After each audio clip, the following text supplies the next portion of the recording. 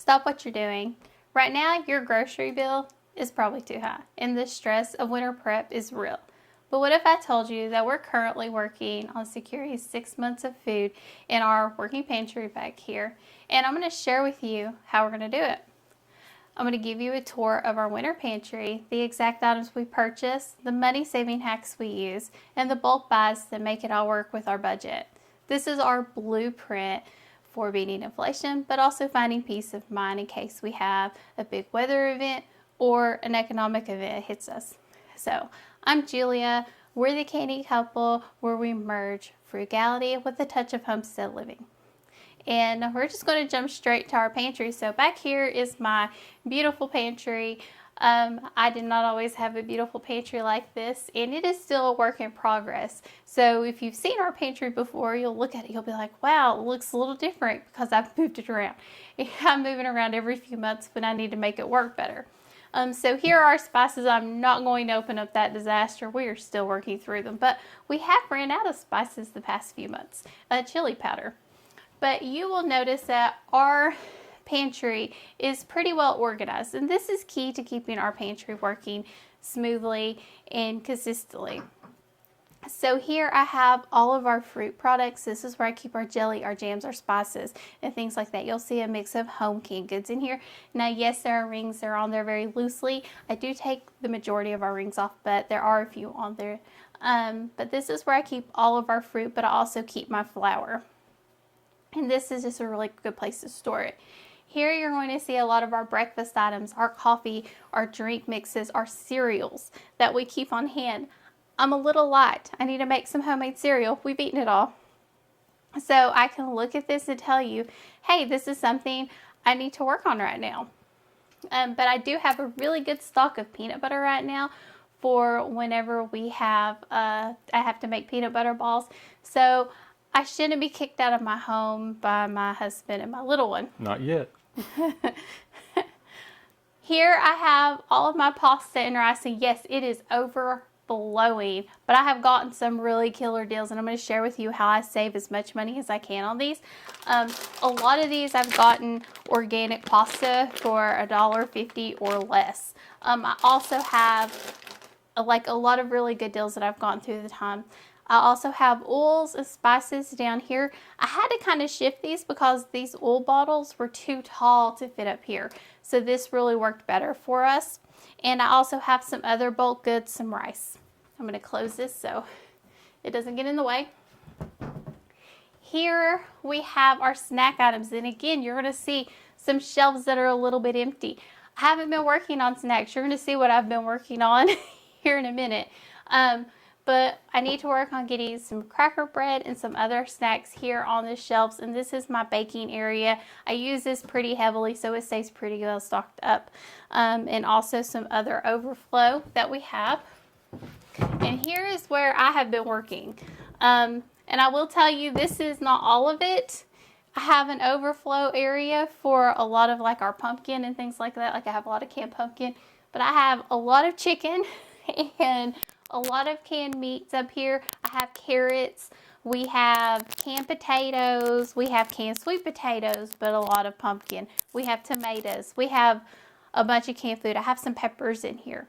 So this is what my pantry looks like. And the way I like to work with my pantry is I like to make sure I'm organized and I'm rotating. Even my overflow for my fruits and things like that, I have organized it so all the stuff I need to use first is on top, and I can just rotate through it and kind of make sure I'm shifting and moving things through. You need to make sure your things are labeled, you know where they are. And that's kind of key here and what you have on hand. I always talk about making sure you know what you have on hand in your pantry. This is so important. Even if you have a small pantry, you don't have a pantry like mine, you can do this. You can. I know you can. I have fallen for that trap thinking that I couldn't. I had in my pantry was a closet, a corner of a closet that also held the household tools, the light bulbs, and anything else we needed to keep in there. So I understand the struggles of having no pantry space. You just have to kind of work around and find a system that works for you. But you want to make sure you're rotating it. So this is what we've done. Now you're like, Julia, how did you do all this? How are you filling up your pantry? How are you still working through it? So One of the things I do is I grocery shop, and I do it with strategy. So when I go to the grocery stores, I make sure I'm shopping with a really strategic strategy. So what I like to do is, you'll notice there's some canned grocery food here. I always make sure I'm hitting the sale items. This enchilada sauce was on sale, great sale for us. So I got up to my limit and got a few other things on another sale. I got some beans and I got some enchilada sauce. It was a good deal. It was a great deal, so I made sure to get that. I got my pasta at discount stores. I'm going to those places where I go to get our breakfast bars. I'm making sure to shop multiple places when I'm in the area. No special trips. When I'm in that area, I go to those stores, check them out, have that in my budget, and get them. And this really helps push us through the year. I'm always knowing, what do I need? Do I need a lick of pasta? Do I need a lick of breakfast bars? What do I need to have on hand? Because it's really easy for me to see in my pantry what I have and what I don't have. So right now I have a lot of canned pumpkin. I don't need canned pumpkin. I've got like 50 jars of canned pumpkin because that's how much we ended up having this year. So it really works for us. But whenever I see a good sale on something that I don't have, like canned carrots, I have some canned carrots, but I would like to have more. I would like to have a lot more. I know to go get those because it's a good deal. I can put them in my pantry. Canned corn is another thing I don't can. I'd like to get that and have it in my pantry. Now, Amish bulk buys. So one of my big Amish bulk buys was chicken. This was my most recent. So we ended up getting chicken for $1.75 a pound. So the way this works is you buy it in bulk. So you're getting a lot for a cheaper price. So you're getting 40 pounds at once. I called my mom, we were talking, and she said, "You're going to use 40 pounds of chicken?" I said, "No, Mom, I'm getting 80 pounds of chicken." And she's like, "What?" Like, what are you doing with all that? Well, we're going to eat it because we eat a lot of chicken. So we can it up and we put it on the shelves because I don't want it to fill up my freezer. That is a lot of chicken for my freezer. We lose the power a lot in our area. So for us, this is essential. Making sure that our freezers aren't full of all this bulk goods or all of our garden goods. Getting it on our pantry shelves is essential to make sure that we don't lose it if we lose power. So this was a really great deal. I have other deals that I shared. So we're talking apples or peaches. The peaches are one of our better deals. So we do a lot with these peaches. I make vinegar, I make jelly, I make whole canned peaches. These have been Aaron's favorite side item for his lunches. I've been sending him with a little container of peaches to go with his sandwiches. And it works out really well for him to take this for lunch. It's a great side item. I can take and make cakes with these or anything else. So having these on hand, because we get them at such a good price and I make the absolute most of them, really does help expand our budget, because I cannot buy these as cheap as I can get them in bulk and can them myself. When our area, the cheapest I can get them is $1.25, and I'm definitely not paying that whenever I do everything that I am with them. When I'm making the jelly, I'm making vinegar, and I'm also canning the whole peaches. I think we got those $25 for a bushel. I thought they were $30. I think the apples were $25. Okay. The apples were $25, and we had to get apples. All of our apples disappeared this year. It happens. So the next thing we're doing is our gardening harvest. So I talk about apples.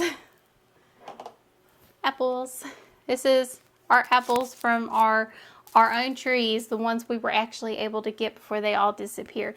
But this isn't the only thing that we can. So I'm trying to get all of these, and I don't want all of these food in my freezer. So we're talking apples.